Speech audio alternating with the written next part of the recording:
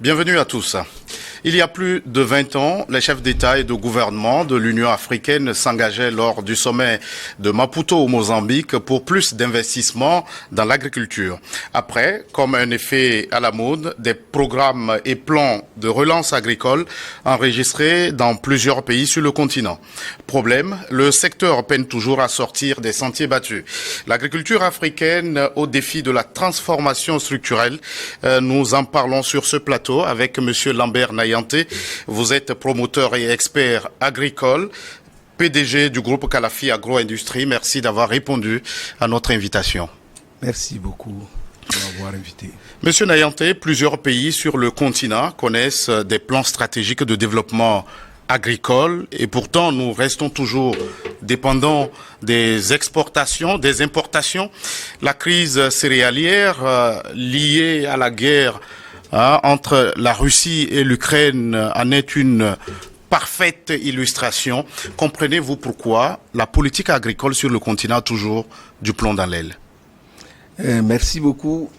Effectivement, la politique agricole de nos pays africains, il faut distinguer. Nous parlons de quelle partie de l'Afrique? Si nous parlons de l'Afrique de l'Ouest, nous parlons de l'Afrique du Nord ou bien nous parlons de l'Afrique du Sud, parce que les politiques agricoles d'un centre d'intérêt du Nord au Sud est vraiment différente. Ces politiques sont différentes. Effectivement, malgré les investissements et les plans d'ajustement que nous avions dans le domaine de l'agriculture, notre agriculture n'arrive pas à avancer. Se trouve toujours dans les chaussures d'un nouveau-né. Parce que l'agriculture est le secteur qui a le plus profité des investissements de nos États.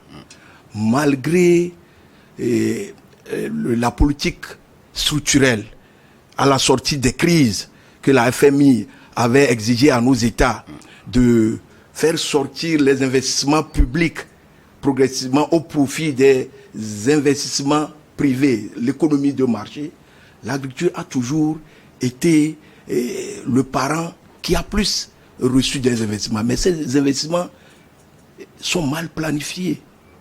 Quand nous le disons, je vais vous donner un exemple par exemple.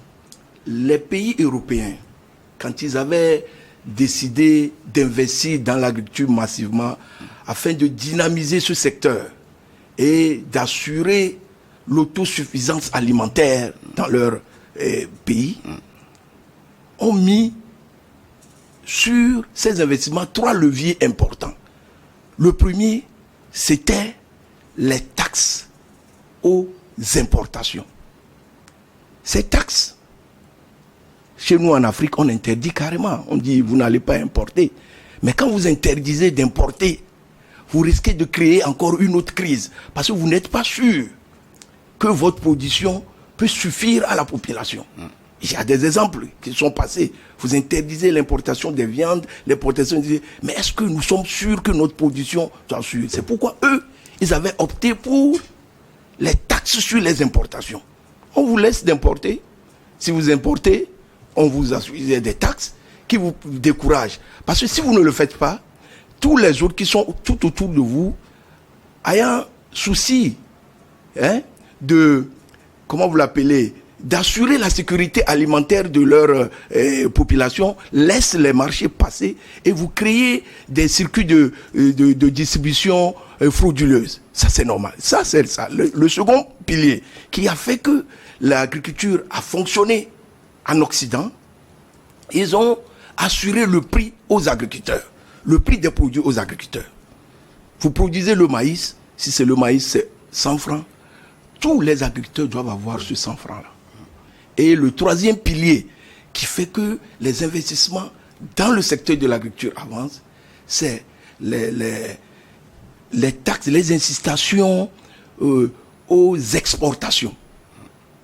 Ça veut dire on vous incite à exporter et on vous assiste à exporter. On fait en sorte que vos productions, que le prix de vos produits ne dépasse pas le cours mondial. Si le cours mondial est à 125, l'État essaie de réguler la communauté européenne. réguler pour que vos produits puissent rentrer dans les autres continents. Par exemple, on vous insiste à exporter vos produits vers les pays tiers. Est-ce que, oui, ces 3 piliers que vous avez déclinés, vous avez le sentiment que ce n'est pas la réalité sur le continent? Non, ce n'est pas la réalité sur le continent. C'était la réalité, on allait le voir. Parce qu'aujourd'hui, on court dans tous les sens. On fait de l'adaptation spontanée. Moi, je l'appelle de l'adaptation spontanée. Régler, juste le temps de régler une crise. Il a fallu la crise russo-ukrainienne pour voir que chacun a commencé par courir dans tous les sens. Voilà. Donc, il faut des piliers. Et puis, ce qui a fait développer, il y a des subventions qui se font aussi au profit des producteurs. Par exemple, la politique agricole commune de l'Union européenne, 70% oui. des subventions vont aux agriculteurs en tenant compte de la taille de leurs exploitations. Et les autres 30% vont dans les pratiques agricoles, si c'est écologique, et puis la géolocalisation, pour que le rapprochement des produits ne soit pas ce que nous appelons la péréquation. C'est quelqu'un qui produit du soja à Djarkanga ou bien à Dapaon, qui doit le ramener à PIA, n'a pas les mêmes coûts de transport. Donc, c'est des incitations qui permettent aux gens quand même d'avouer. Donc, nous n'avons pas ces piliers-là pour nous accompagner. Alors, les prévisions démographiques indiquent une augmentation de notre population sur le continent à l'horizon 2050. Si notre agriculture aujourd'hui, telle que nous la présentons, garde son cap actuel, avez-vous le sentiment que le continent pourra relever le défi de son autosuffisance alimentaire? Et effectivement, nous voyons que l'accroissement de la population africaine nécessite de réadapter notre production agricole. Il faut moderniser l'agriculture africaine. La production actuelle qui se fait sur de petits espaces où il y a tantôt des productions vivrières, tantôt des produits de rente, tantôt des produits pour nourrir sa population. Moi, je pense que c'est de l'agriculture de subsistance. Avec cette agriculture, nous ne pouvons pas nourrir une population toujours grandissante. Et puis, il y a le choix de la population aujourd'hui. Aujourd'hui, vous ne pouvez pas aller à la maison préparer la pâte ou bien dire à vos enfants de venir manger. Il dit non, papa, je ne veux pas. Moi, j'ai besoin de manger le riz. J'ai besoin. Le choix des habitudes alimentaires aussi change. Donc, il faut redynamiser notre agriculture et repenser la production agricole. Bon, voilà ce que moi, pour pouvoir subvenir. Concrètement, à quelle modification des systèmes de production plaidez-vous? Nous devons moderniser l'agriculture. Et quand nous voulons la moderniser, il faut choisir des productions pérennes. Il faut multiplier les produits. Nous avons plusieurs types de produits que nous avons délaissés. Et mettre l'agroécologie à la disposition des producteurs agricoles. Apprendre, les faire apprendre les nouvelles technologies agricoles. Parce que nos modes de production restent toujours obsolètes. Ça, je veux le dire. J'ai sillonné le pays la semaine passée. J'ai vu que nous continuons toujours à faire des brûlis. Les gens, bon, après les récoltes, qu'est-ce qu'ils font? Ils brûlent les champs pour pouvoir dégager des espaces, pour pouvoir cultiver. On ne peut pas continuer à faire ça. Alors qu'il y a des méthodes. Vous voyez, il y a des méthodes pour pouvoir moderniser cette agriculture, aménager convenablement et dessoucher convenablement et interdire ces brûlis qui causent des problèmes environnementaux. Donc voilà ce que moi je peux dire. Alors oui, vous plaidez pour une agriculture intensive. Alors comment est-ce qu'elle peut s'adapter aux exigences du développement durable? Vous avez évoqué notamment l'agroécologie. Moi je pense que les pouvoirs publics ont un grand rôle à jouer.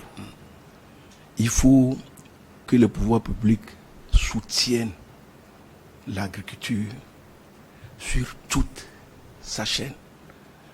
Quand je parle de la chaîne, puisque l'agriculture est une affaire de nous tous, les politiques agricoles qui sont imposées dans nos pays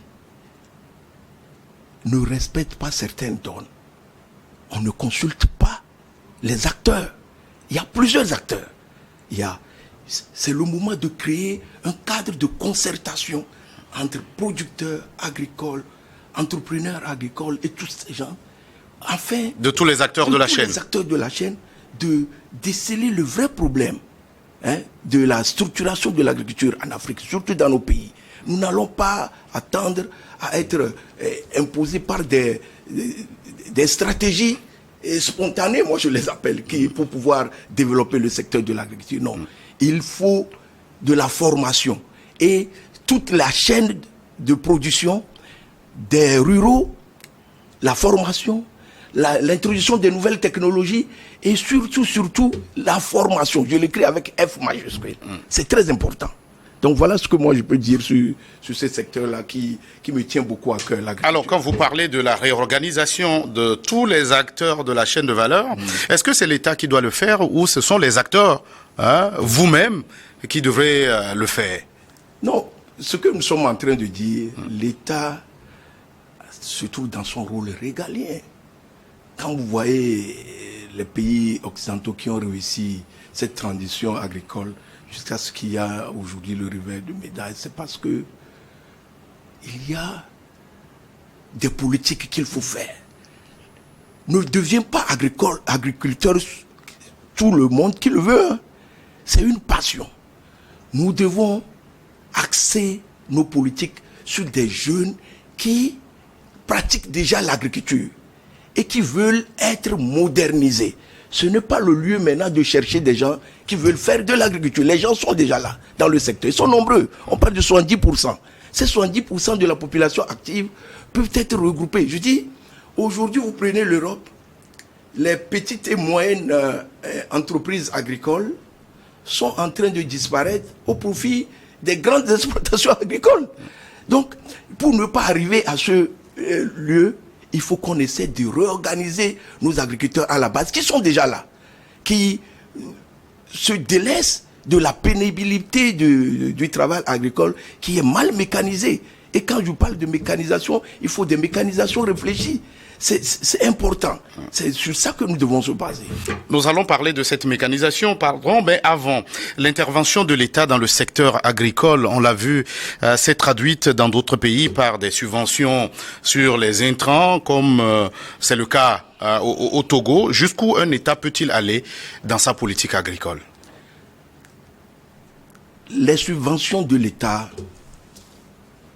doivent se faire en temps de crise dans le secteur agricole. Mais ça doit toujours être une subvention réfléchie. Subvention en bon père de famille. Je vous donne un exemple.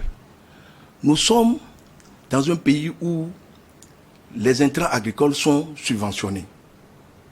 Ce que j'appelle des subventions directes. Il y a des subventions directes et des subventions indirectes.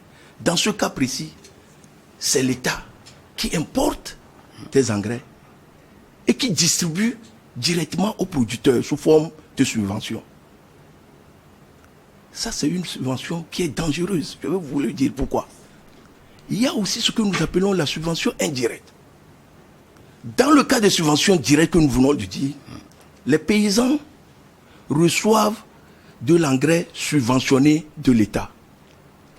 À côté de ces paysans, nous avons des opérateurs économiques qui ont été autorisés par l'État, payer des licences, des autorisations d'importateurs, distributeurs, conditionneurs d'engrais.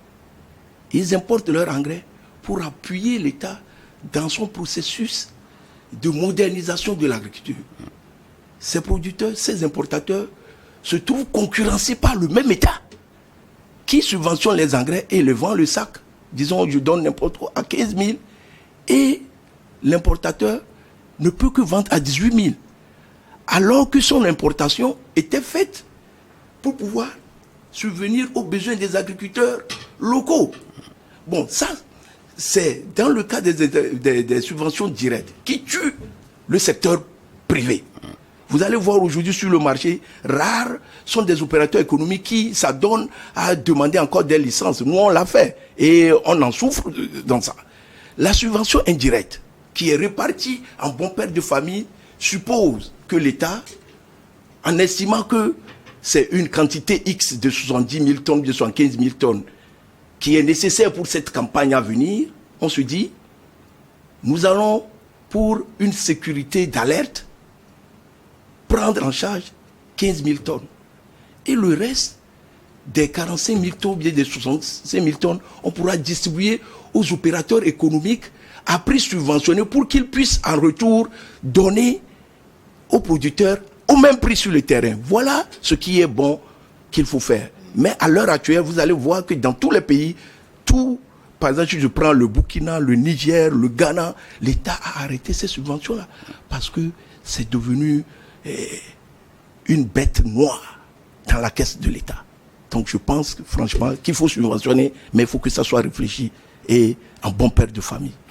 Vous avez parlé de la mécanisation, c'est un grand défi à relever par l'agriculture africaine. La mécanisation qui se fait toujours attendre dans un contexte de promotion de l'entrepreneuriat agricole, notamment chez les jeunes. Et le travail devient de plus en plus pénible. Comment relever le défi de cette mécanisation réfléchie, comme vous le dites? Oui, mais la mécanisation dans nos pays se fait attendre effectivement parce que les politiques de mécanisation agricole doivent être des politiques qui prennent en compte les réalités sur le terrain. Je le dis, avant de faire une mécanisation, il faut aménager. Vous voulez amener des tracteurs pour sillonner dans les arbres ou au milieu des troncs d'arbres et avoir des pannes, les tracteurs seront tractés. Donc, cette mécanisation ne doit pas faire l'objet d'une réflexion simple. Nous connaissons nos réalités, nous connaissons la morphologie de nos terres, nous connaissons les étendues de terres qui sont disponibles à emblaver. Donc, cette mécanisation, pour que ça soit une mécanisation qui permette aux jeunes d'adapter, d'accepter l'agriculture mécanisée, il faut les former. Aujourd'hui, nous avons des IFAD. Les IFAD qui forment des jeunes. IFAD, aquaculture. Pourquoi ne pas créer des IFAD uniquement destinés à cette fonction de mécanisation où quand les jeunes sortiront, ils auront appris tous les outils leur permettant d'utiliser un tracteur, leur permettant d'aller labourer, leur permettant d'avoir déjà une vision de faire des comptes d'exploitation. Voilà ce que moi je dis. Et puis, elle ne s'improvise pas. Vous allez créer des cimetières de tracteurs si vous voulez improviser la mécanisation. Donc voilà ce que moi j'ai dit. Monsieur Lambert Nayante, nous allons marquer une toute petite pause le temps d'une nouvelle édition du journal sur votre chaîne.